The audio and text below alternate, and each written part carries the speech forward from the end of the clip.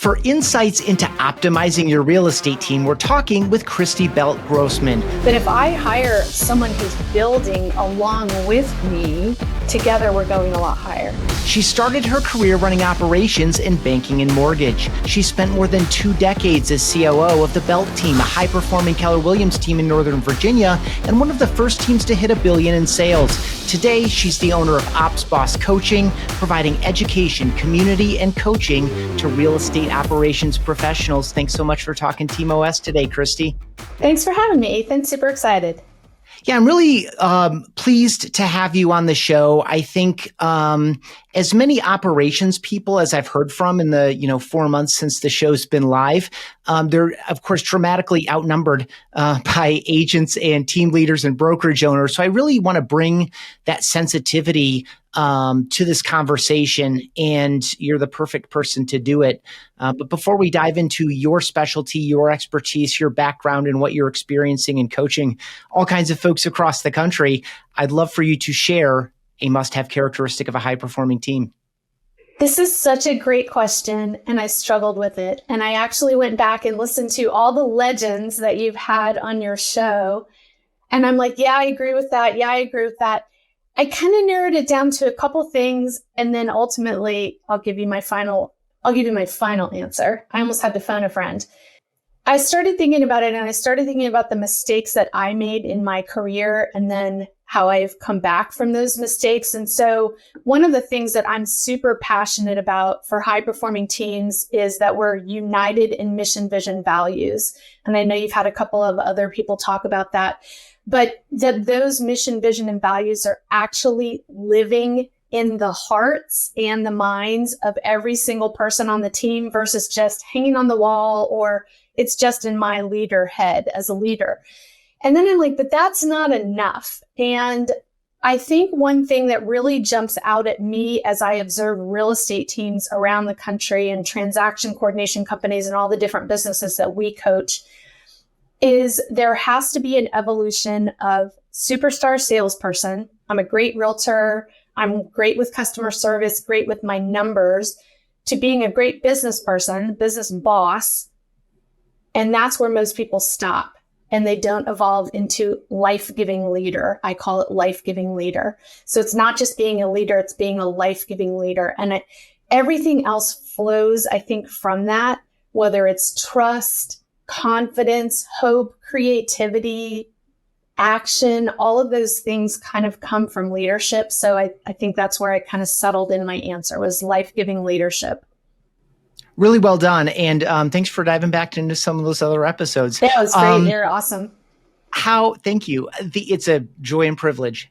Life-giving leader. Give us a few more words on that. I mean, partly I imagine that it's some level of intentionality. It's like conscious awareness of my opportunity and responsibility in this position. I think a lot of people are leading kind of by default rather than by intent.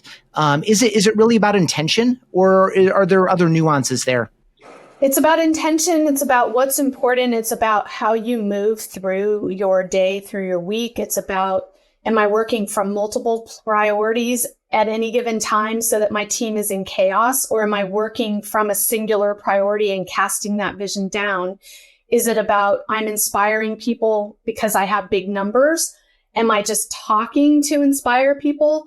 Or am I actually walking the talk and being purposeful and intentional in what I'm doing? Am I treating people as leverage, or treating people as people to some offload tasks? Or I have so many leads, I should just, bring more agents on my team because I can make more money if they do more business? Or is it truly about partnering with people to build something bigger and better and changing the world? Right? We have I'm super passionate about real estate as a vehicle. We have an ability. How many people get to go to work every day and love what they do and help people change their lives and be passionate about that? Like, most people go to a 9-to-5 and are miserable. And we have this ability to do something completely different. And as a team leader, we have that ability to do that with each person on our team too. And so I see a life-giving leader as someone who is partnering to do bigger things with each person for their benefit as well as for the benefit of the whole and the world. It's an opportunity all of us have really in the various different roles that we play in our lives. I think, part of what I'm taking out of the way you described that is being present, like not being with someone and, having your mind and thoughts on a variety of other things and wondering when this is over and I can get on to the next thing. We're not doing what seems right, which is to be present with other people, to be of service and value, to actually be curious, to actively listen, and some of these other things. And I now understand life giving in a much more literal sense from the impression you left when you first said it. Now I feel it very, very literally of it is giving life to other people. Giving life to other people and to their dreams and aspirations through uniting your dreams and aspirations together for something bigger, I think is where I'm going. So it's not about growth. It is about growing sales and it is about growing profit. And yet if we grow our people, our business grows and our profit grows from that. And I think oftentimes we go about it backwards. And I know on my real estate team, we kind of went about it backwards. We built our business plan first and we focused on all the numbers. And then we added in a mission, vision, values later, and it didn't work very well. Yeah. How are we going to fire these people up to do this thing? It kind of came crashing down. Well, we had people leave us and they should have. Okay. You just set me up for where I wanted to go next anyway, which is summarize in whatever way you think would be useful to the types of folks that are going to be engaging in this episode, your career arc leading up to and into the Belt team. So I went to the College of William and Mary, which is considered to be a public Ivy. It's the second oldest college in the United States. And we have a lot of really awesome people that came out of that. And yet I came out of it looking for a job and not a career. I didn't think that I wanted to have a career. I just wanted to get married and have a job and live happily ever after. We built our first house. I made a mortgage application. I got recruited by my loan officer to come into the mortgage business. I ended up loving real estate operations on the mortgage side, ran 7 offices of a national mortgage company in 3 states, and then realized that I was out of alignment with my personal values. And while I loved passionately my career and I really enjoyed doing it, I also adopted 2 children and was not spending any time at home. And my husband would bring them in at night to have ice cream with me at the conference table so that I could see them before they went to bed. And one day I woke up and said, this is not what I am meant to do. And that's how I got into real estate. So joined the real estate team. We were one of the very first teams before teams existed way back in the day. And we built a real estate team that became the number 5 team in the world for Keller Williams at one point. And then over time, again, I was out of alignment with my values. And that's when I decided to replace myself on the team and build my coaching company. Really good. Let's double back a little bit to early stage of career. Like, what were some of your natural strengths at that point that someone else identified in you to put you in some of these roles? And kind of what did you acknowledge within yourself that allowed you to continue investing in the operations function? Like, what was it about you or your experience or your natural skill set or your passions that, because you didn't start a sales coaching company? And I was a loan officer at one point in mortgage banking and made a lot more money doing that and realized sales is just not for me.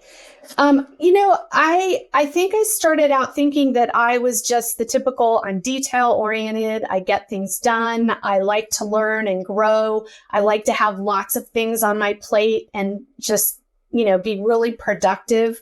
And I can see chaos. I can take the chaos and kind of organize it.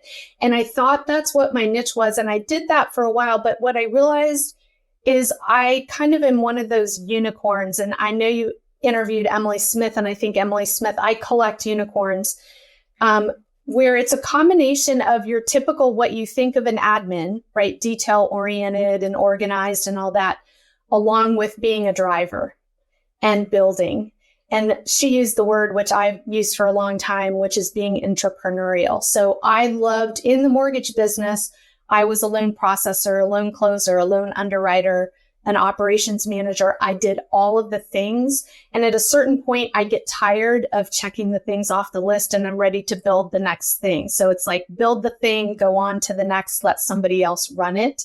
And that's kind of what I brought into real estate too, where we started with just 2 agents and me, build the things and keep bringing more people in until eventually we had a large team. Love it. I would love for you to kind of dive into that a little bit, from you and 2 agents to, $1 billion in sales production.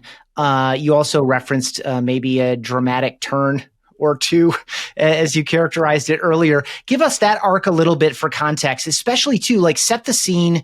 What year was this, and how, where did you look to even recognize we're doing a team model here? Like, it doesn't sound like there were too many of them at the time. So there were not a lot of teams at the time, but the one thing, so I was part of a family team, by the way, which makes things even more complicated. But I think that's a pretty fairly common thing in the real estate world. And I worked with my mom and my brother. One of the awesome things that my mom did, and this was in the 90s, was going to Howard Britton seminars, which I'm sure you've heard him. He's no longer here, but it was back in the day where people would collaborate across company lines and learn new things and do all the things. So we started, and that was kind of my first exposure to teams, but there weren't, in my board of realtors, just to give you context at the time, I think there were 20,000 realtors, something like that. Don't quote me on the exact number. And there were 3 assistants. That's it. So I knew who the other 2 people were, and there was no one here. So if I wanted to collaborate and build, I had to go outside of my region, outside of my metropolitan area. I'm in the DC area. And that's kind of where a lot of what I do now came from, was just looking for those other unicorns across the globe and collaborating with them to build. I thought I knew a lot about real estate. I'd been in mortgage business for 10 years. I underwrote, I had the highest sign-off authority for underwriting for $1 million loans and all of the things. And yet I came into real estate and realized there was a whole lot I didn't know. So I had to build things from scratch. And I was coming into a very successful agent's business, my mom. And yet there were no systems. There was no, it was all up here in her head. And so I had to take what was in the head out and then add my spin to it to build it into the next thing. And then my brother bought the team, and my brother and I collaborated to kind of next level it. He really was that person that went from superstar salesperson to business boss and focusing on what does that look like. And then the mistake that we made was we really did not do a great job at leveling up to life-giving later. And so we had a large team of, I don't remember, maybe 15 people at the time. And we had 6 people on our team, agents, walk out the door together on the same day and go to another office of our brokerage and open their own team. And our DNA was in that. It wasn't all, oh, they were terrible people or anything like that. It was us not making that transition from business boss to life-giving leader and making it about others. And we learned that lesson the hard way. So then we rebuilt. Very good. Thank you for sharing that. I'm going to try to do something that I think is going to be difficult, which is to kind of characterize for folks that aren't super familiar. They're either interested in going in this direction, or they're early stage, or they are that leader who doesn't have the kind of the operations personality or skill set, that are trying to continue operating a rapidly growing team, or they're operating it all out of their heads and they haven't documented it. I want to get into kind of what ops roles can look like and how they should be structured or could be structured over different maybe iterations of team growth and team size. But before we do, I want to kind of like set the scene a little bit, and just give you 2 fun questions I haven't asked anyone on this show before. And the first one is, what do you wish more founders and owners or CEOs or whatever we want to call that kind of, high performing salesperson who's now leading the construction of an organization? What do you wish more of those folks knew or understood about operations and ops leaders? You actually just hit exactly on it. And that is that all operations leaders and roles are not the same. That an admin or an EA or an assistant or a director of operations or a COO, those are all completely different things. And before you know what you need, or if you need multiple of those, you have to know where you're going. And I think many people start out and I'm going to build a team. Okay, well, why are you building a team? Where are you going? Are you building a team doing 100 units? Are you building a team doing 1,000 units? What's your purpose in building a team? And I think in our industry, we have a habit of talking about operations people as if they're all one role, and they're really not. And so when you were asking me kind of my path before, I really started as assistant or executive assistant or admin assistant, whatever you want to call it, and worked and earned my way by my contribution to the team into director of operations and into chief operating officer. And the power that there is in those higher roles, DOO and COO, is incredible. And until you are the leader that that person wants to partner with, you won't get that right person. You have to work on your leadership first. And I think Jenny Weimer is a beautiful example of that. I've had on the podcast that I used to host with Lindsay Soprani, we had a podcast. Jenny and Emily were on that podcast. And if you want to attract someone amazing, which everyone does, you have to be pretty amazing too. Very good. For folks who, because we may not get there in this conversation, in the kind of back third of episode 16 with Emily Smith, she talks a lot about her relationship with Jenny Weimer and the way that they work together. And she generalizes it a little bit too, so it could be applicable to your own business, which of course is always our goal here. So that's episode 16 with Emily Smith. And episode 4 with Jenny Weimer as well, although we don't talk so much about the partnership with an operations leader and the growth and development of that person inside the company. One more question in that same vein. What do you wish more real estate agents knew or understood about operations or about ops leaders? I think people miss the power of what that role can be, that role will be whatever you envision it. So if you envision it as a task checker offer, a task delegator, then that role will be a task checker offer, or task delegator. If you envision it as, I would like to hire somebody that will actually be a multiplier versus a subtractor and take things off my plate, I could actually multiply my business, work less time, be more purposeful and a better leader, and have a bigger business for both of us because of that person's contribution. So at some level, it's trust, it's investment, it's imagining the most and the best out of the people around you. It's interesting. I still talk to people and they're like, "Oh, you're the assistant. Can I talk to your boss?" And I think like, gosh, I have my ops boss, we call her our systems boss, Brooke.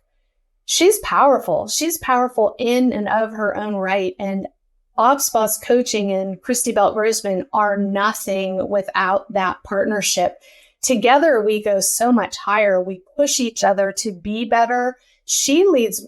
One of the biggest lessons I've learned recently is in being not just intentional, but in purposeful in setting up my dominoes and making sure that I'm always working from a sense of priority versus a task list. Now, I knew that all my life.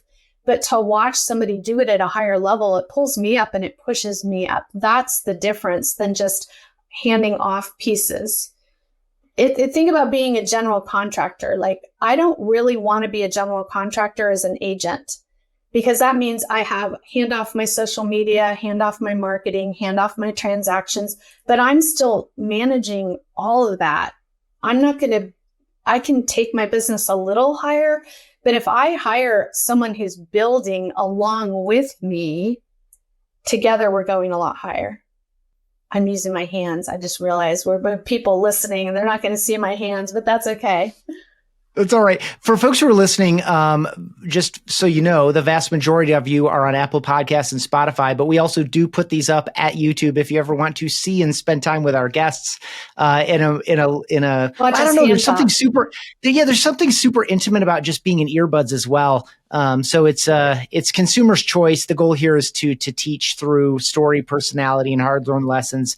So you just set me up for, again, another direction, the next kind of big phase I want to go to, which is kind of breaking this down for people. I mean, you mentioned it already, which is ops isn't the same, admin isn't the same. There are stages of progression for an individual or different types of roles that you will need to add or switch at different times in the growth of your business. You just introduced the first one, which is my team is me and my admin. And I'm going to invest in my admin as a partner in the business, and I'm going to entrust them with this stuff. You also, by the way, made indirectly a compelling argument for why more agents should be joining teams, which is, do you want to be the general contractor and, oh, by the way, try to save a little bit of time to service clients and generate new conversations? Or do you want to plug into a system that has a lot of this stuff operating for you? Another path to go, of course, is you can make it yourself by bringing a really strong admin alongside you. But when we talk about operations in real estate at a very high level, break down kind of those main buckets. I mean, the roles are varied. I know that they vary by stage of growth, probably. I don't know if stage of growth is actual sales production or if it's headcount. It's a little bit all over the place. I had a conversation with a team owner yesterday that his team will close about 400 units this year, and all he has is a handful of virtual assistants. And he's like, I have hit such a ceiling. Like, I need that person to actually walk alongside and be that partner with me. So I think the first bucket is kind of, I call it the assistant bucket. And it could be virtual assistant. It could be an outsourced TC. It could be an administrative assistant. It's people that are task oriented. This is a job for them. They're part of a team. They're not leaders on the team. You're paying them for their time, basically. You're not paying them really for results. You're paying them for their time. And then I think the intermediary bucket is kind of director of operations or kitten wrangler, I call them, So you've got operations to direct. You're not the solo admin. You are doing some sort of administrative work, but you're also leading other people. And you own the operations side of the business. Someone is not tasking you task by task. I own that whole part of the business. That's my thing. I'm paid for results. I'm not paid for my time, right? We set goals. I'm working towards those goals. And I have a deeper understanding of the business of real estate versus somebody showing up and doing a piece of it, but they have blinders on and they don't really know what the rest of the business is. And then I think the third level is kind of chief operating officer. So that is all of the things of director of operations. So I own the operations side, but I'm paid for results and growth. So I'm paid for results. My systems produce results and my systems add to the business. So we teach, for example, the 3X rule, that your operations team should generate results with their systems that are 3 times the total of their salaries. So for example, I don't just build a database and a touch plan. I actually build a touch plan that's going to generate X amount of leads or X amount of commission income from the business that comes from that. And then the COO role often across teams will encompass other roles too. They may be doing recruiting. They may be doing retention of agents, accountability with agents, working with setting standards, things like that. And I call them co-casters of vision. So while the team owner is casting the vision, you are co-creating that vision and co-casting the vision with them. Those are kind of the 3 different buckets that the way I see it for ops. Awesome. Thank you. Now I want to talk about the organizations that they are essentially building within your organization. So in my imagination, the admin is brought in. If they're brought in nicely and well, and you find a great person, you're entrusting them and they could grow into the DOO, COO type roles going forward as the business grows and they understand it intimately. They know the ins and outs of everything and whatever. And so maybe the next admin or something is, as the leader or agent or sales leader, let's say, decides, okay, now I need to take a couple more of these hats off. Is it going to go with the admin? Or do we need another admin alongside our current admin? And that admin might also at some point outgrow, in this like phase between admin and DOO, like that's like, it's not on and off. It's like it's happening day by day, slowly. Right. So they may need to take some hats off and hire into it. But when we get to like a director of operations role, this is a role that we need. And now it's characterized, and you did a nice job of all three of those before. It's characterized in that way. What kind of organization does that person have? Are they just an elevated solo operator? Are they typically, do they have a couple of roles reporting to them? So to me, you're not a director of operations unless you have someone else reporting to you. If you don't, you're an executive assistant or an administrative assistant. What we see is as the team grows and we start, maybe you're a solo agent or you have 3 agents and now your business is growing, we need more administrative support. Typically, that director of operations keeps a piece of what they were doing, but delegates off part of it. So for example, for me, when I grew into DOO, the first thing that I delegated was transaction coordination, because I love helping people, but I hate talking to people. So I was like, I'm going to take off what I'm not great at and find someone else who loves this piece, delegate it off. But I still kept certain pieces that I had before. We often see it'll be some DOOs keep transaction coordination, and it may be listing coordination, it may be marketing or social media, and then they delegate off.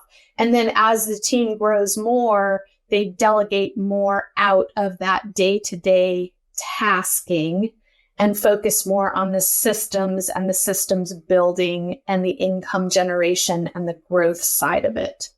So those typically, and ideally what you said happens is you bring in that first person and then they grow into it. But if the agent has not thought about where am I going and what do I really want this person to be, they're not hiring the right person in the beginning that will be capable of growing into that. And the flip side is true also. I see a lot of agents make the mistake. I want the empire builder. I'm going to hire that awesome person that can be my COO. If you hire that person, you have to remember they're also a driver and they drive fast. And so if you are not helping build an organization big enough for them to become the COO fast enough, they will leave and find a place where they can use their gifts and talents faster. So it's kind of a conundrum where your speed has to be in sync. Yeah. And you may also wind up with a person in one of these roles who actually either doesn't want to or may not be fully capable of taking that ride with you. That's another really, really difficult part of it. Yes. We see that a lot. People can be great at transactions. I love checking the things off the list and making sure everything's done, but I don't want the responsibility of being a DOO. Yeah, and this takes us back a little bit to life-giving leadership and helping people figure out what do they want, what are they excited by, what are they capable of. So, and it's interesting because this industry is not filled with a lot of people who are really easily satisfied. I feel like it's very aspirational, and I always want to like more, next. But not everyone wants that. And that's great for a number of positions. I don't think it's great for a COO role, but it's great for a lot of these positions, and mutual understanding and mutual respect around strengths and weaknesses is probably a key. This is totally unfair. Because of the variety you also, the way you describe some of these roles, like they're often bespoke to the individual at some level too. It's not like it comes straight off of a job description that everyone could use for a director of operations. You mentioned this person has a passion and a strength for marketing, so they're going to retain some of that and kind of assign out and hire into some of these other areas. So there's variety there, but then there's also variety in market size and, cost of living and things. But just for a leader who's imagining the future of their business, salary ranges on admin, salary ranges on director of operations, and maybe comp plans, I imagine, is probably more accurate for COO, but I could be wrong about that too. Can you generalize that in whatever way you're comfortable generalizing and qualify it however you want. I will generalize that in how you should determine that for yourself without giving you numbers, because I will tell you it's completely different from market to market and role to role. I have a team of 12 around the country who are all active operations people in addition to being coaches, etc. And their comp is all completely different because they live in Kansas and Rhode Island and, different places. So I will tell you the process that I've used since I was in the mortgage business, and including for my coaching business. Every time I hire a salaried employee, I do a salary survey of the other top competitors.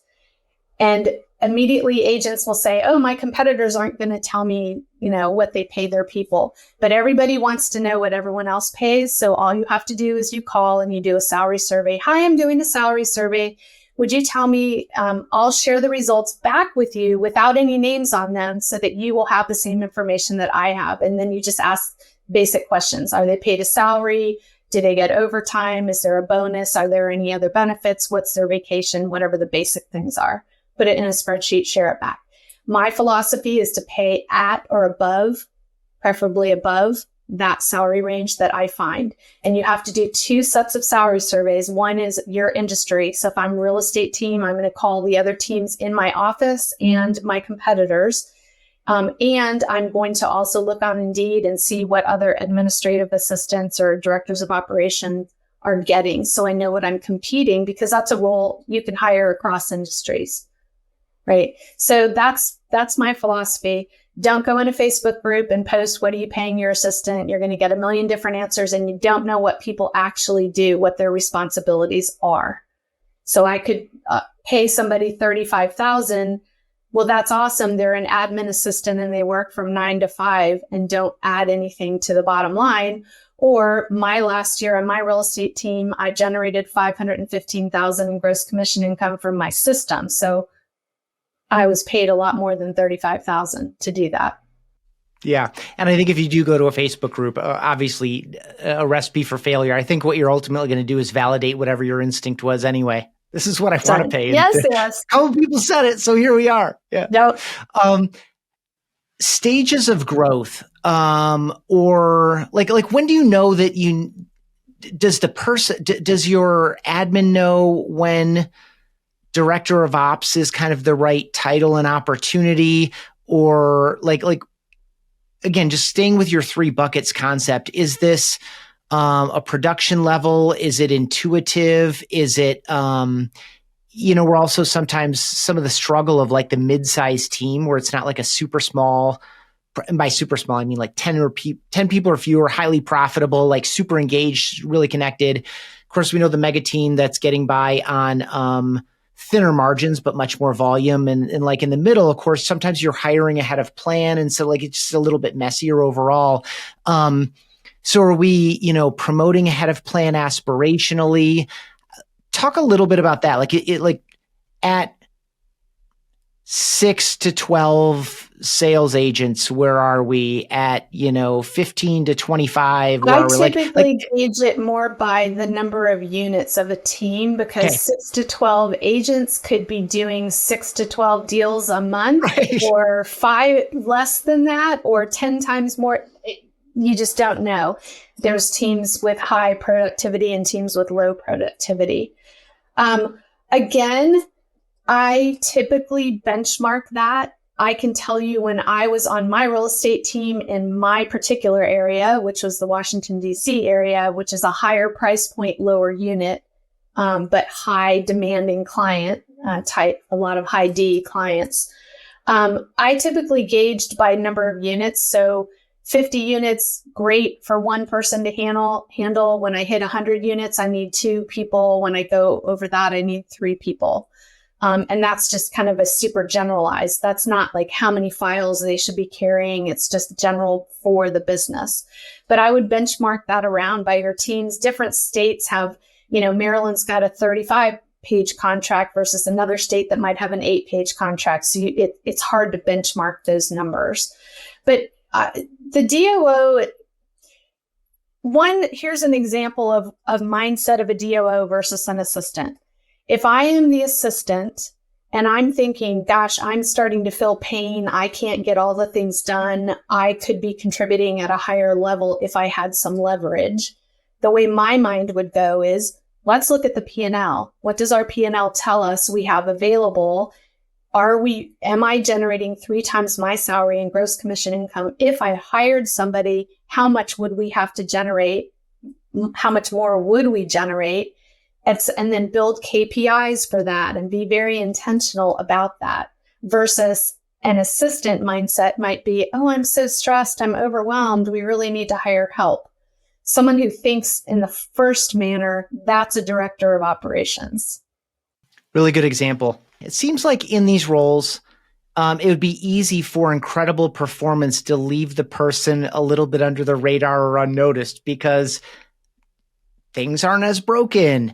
Where we had one system covering too many bases, we now have like a couple of variations within that system so that those are handled, like unique situations are handled more appropriately. How does an operations person, and I'm guessing the personality type is not really a backpatter or a horn tooter or whatever, like they're not going to, draw a lot of attention to themselves.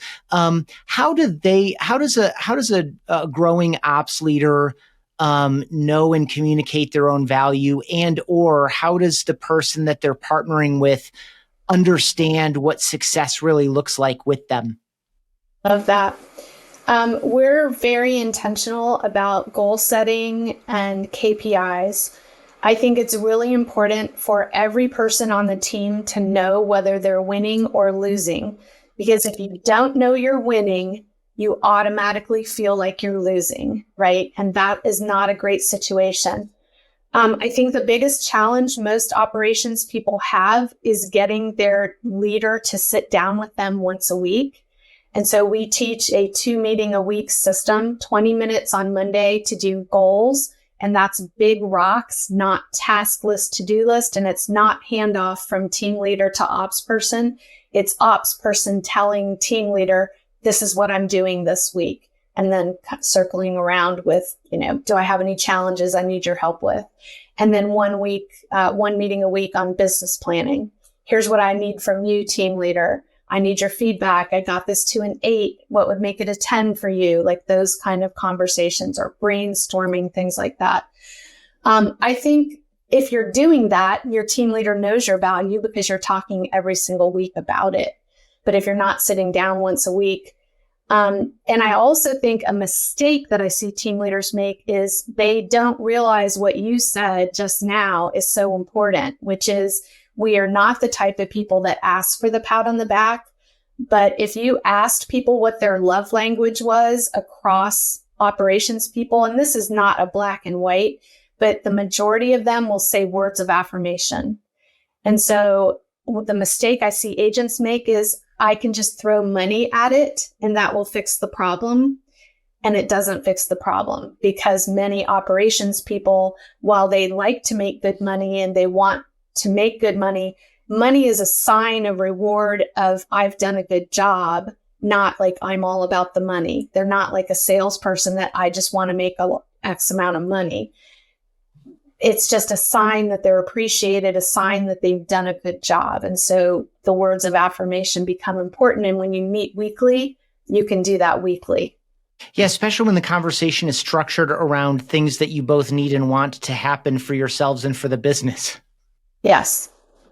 For people that are thinking about like, okay, I've just been kind of assigning things to an admin. I might not be fully respectful of their capabilities and their value to this organization. I want to start investing in this person because I know that there's a lot of like solid foundation there and we've already invested a lot of time or energy or whatever together.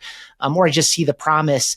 I want to be more intentional about this. How would you approach KPI development between an early stage potential operations leader who's an assistant today, alongside a highly productive salesperson? I think first of all is invite them into that conversation. I think when I talk about this, a lot of agents think they have to figure it out on their own. And they're like, I don't know where to go with that. Like, I don't even know how to do this stuff. How am I supposed to figure out what the KPIs are? Like, they don't even know what the term means. So invite your person who is sitting next to you into that conversation. If they are not part of a larger operations community, introduce them, open the door to that. If you are part of a mastermind group, ask the other people in your group who their admin are, who their operations people are, introduce them to each other, introduce them to the ops boss community. Other ops bosses can help them come up with what those KPIs are. They're not super hard, but if you haven't done it before, if you're new to the industry as an EA or an admin, you'll need that help. But once you've been in the business for a while, I'm betting that your person that may be your director of operations actually has some great ideas for KPIs. I appreciate that very much. Reminds me of some of my own experiences. I was a young manager of people. We were doing creative work, but still the same idea applies. Like this idea of co-creating goals and outcomes, and like co-creating the goals. Like, and it starts with like, this is where we want to go. This is what I think would be, a great thing to have happen by mid-year or whatever. And then you just break it down into what needs to happen for that, what needs to happen for that, what needs to happen for that. Here we are. We have our KPIs, key performance indicators, by the way, for anyone that has heard us say that several times and we haven't explained it. This idea of co-creating and just breaking things down, like it really can be that practical. I would also add that I felt kind of lazy doing it, but allowing, depending on the personality type of the person I was managing, I would allow them to structure our one-on-one time together in the way that they really preferred. Like, what do you need and want to get out of this time? And so I felt a little bit in the early stages like I was just being kind of lazy and like pushing my work off on someone else. But this defining success, breaking it down to specific measurable goals, figuring out what the indicators are that we're on pace to that goal, and figuring out how we're going to talk about it every week can absolutely be co-created. And in fact, a natural leader who is ripe to elevate into a DOO or COO role very likely would love that opportunity. We want to offer them places to lead from whatever seat you're in. It doesn't matter what seat you're in. Everybody doesn't necessarily want to be a leader, but if your EA wants to become a DOO, are you offering them opportunities to be creative, to be a leader? And the synergy that comes from that is really awesome between an agent team owner and an operations person. You're going to come at things really different. And that's where creativity and innovation and efficiency and all of those things can exist that may not exist when you're trying to do it on your own. When someone decides they're going to invest in operations, draw them a beautiful, pretty picture of some of the things that they can set down and entrust to someone else that they're probably emotionally, intellectually, and just from a time perspective burdened with today.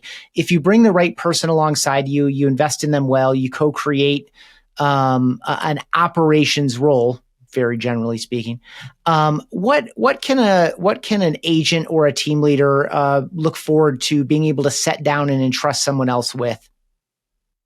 Everything except their core 20%.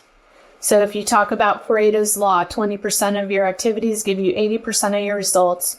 If you're an agent or you're a team owner or whatever business owner, what is your 20%? Is it, making it rain? Is it going on appointments? Whatever it is, everything except that can be leveraged to your person, and they'll probably do it better than you did it and like doing it more. Right. That's this huge advantage of the team model in general, is more specialization at more positions and allowing people to be in their positions of strength. And I think the challenge people have is they think when they hire that immediately happens, and they don't plan for the interim, which is the I do it, we do it, you own it. You have to plan for that. And that period is, and having done it myself, and I'm super high D, I'm 99% D on disc. It's so painful. And yet when I actually have slowed down to do it that way, my results have been completely different than when I just kind of threw people in. Yeah. And something else that you just reminded me of that we did touch on earlier, especially for like that high producing agent, this I do it, we do it, you own it. This is the process by which we start to create procedures for the operations that have been in my head all along that we can now build some recruiting to, build some onboarding for, provide some ongoing training for, like all this. Like you need that at some point anyway. And I would guess that most people don't have the discipline or patience to document that stuff themselves. And so the patience for the I do, we do, you own is where you need to go if you're going to truly scale your organization. You need to build that foundational layer of things for other people to operate from and ways to provide, like standards, procedures, whatever we want to call them. I think some of us stand in our own way as well. Some of us have limiting beliefs about letting go of certain things. Like maybe it's like your social media because it feels so personal to you, or your marketing feels so personal and you've done it for all these years, or the way you email your clients and how you talk when you write and things like that. But if you have the right operations person who is really open to feedback and who asks good questions, they can get in your head. I will tell you, Brooke is amazing. She writes like me. She creates like me. And it was hard in the beginning because I didn't know, as the person doing it, the questions to ask.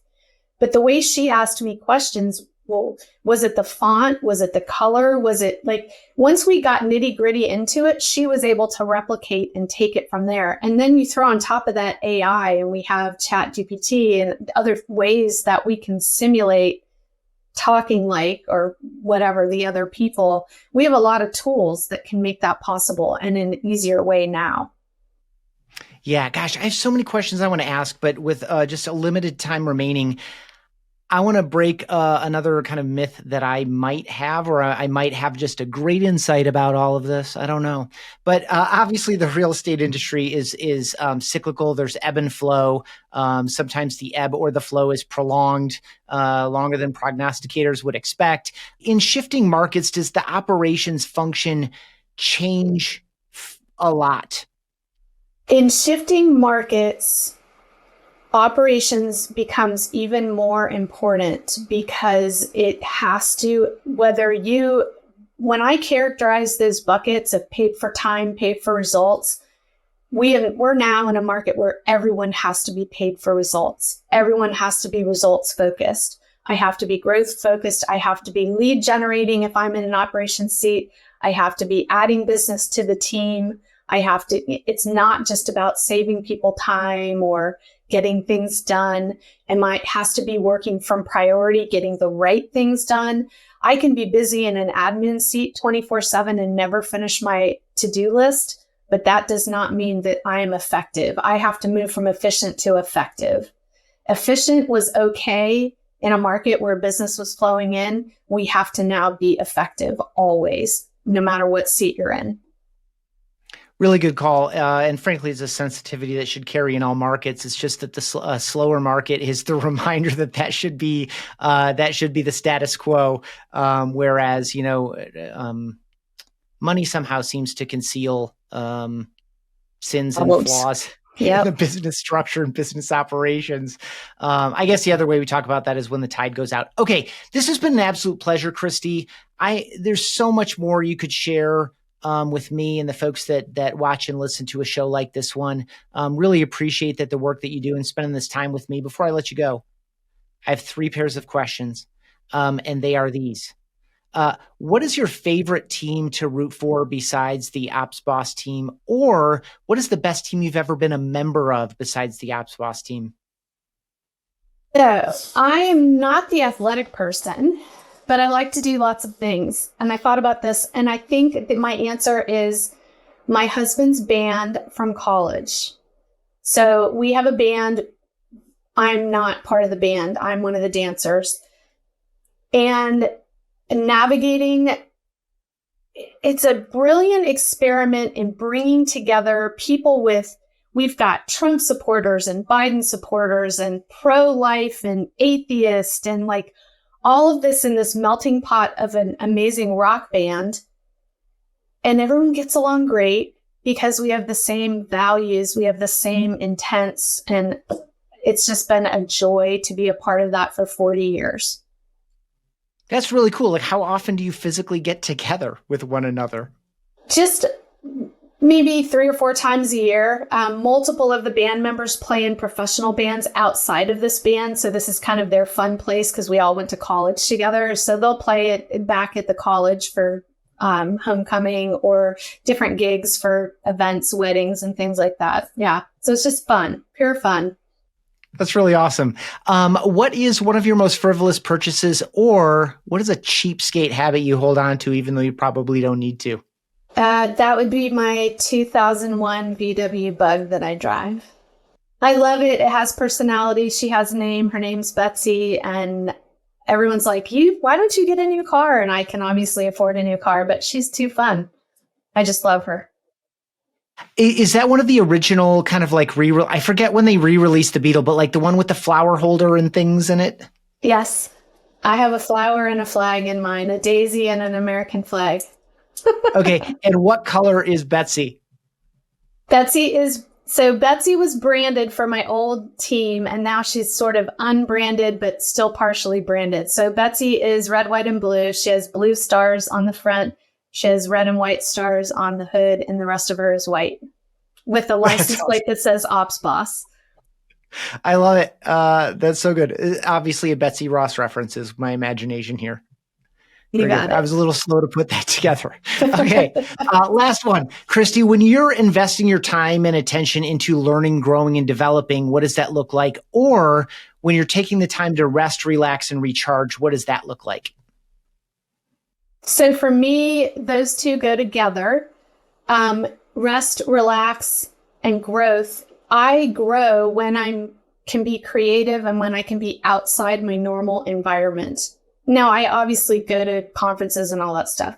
But for me, that means I go to Paris somewhere between 3 to 5 weeks per year. This year, we're going for the month of May. And I just come completely not working. But I'm doing things that I would not normally do when I'm home and learning there. You know, I'm going to the art museum and learning that, Picasso used to hang out with this writer and that painter and all these different people. Oh, that's just like the masterminding we do here, like that kind of thing. And just getting completely outside of my environment. Awesome. I love a new setting to either reflect on things that we thought were true or to be exposed to completely new things. If someone has gotten to this point, Christy, they may want to learn more about you or about Ops Boss coaching. For anyone who is with us at this moment in this conversation, where would you send people to follow up on this? opsbosscoaching.com, or they can follow me on Instagram, Christy Belt Grossman, or Ops Boss Coaching. And my email is Christy, Christy, at opsbosscoaching.com. Very good. Christy did not offer that email address because she does not want to hear from you. I can't tell you how many times I've offered email addresses from your seat and just how come only 2 people emailed me? Like they spent an hour with me and obviously I shared something useful. People are much more approachable than you might think, and people are more willing to help than you might fear.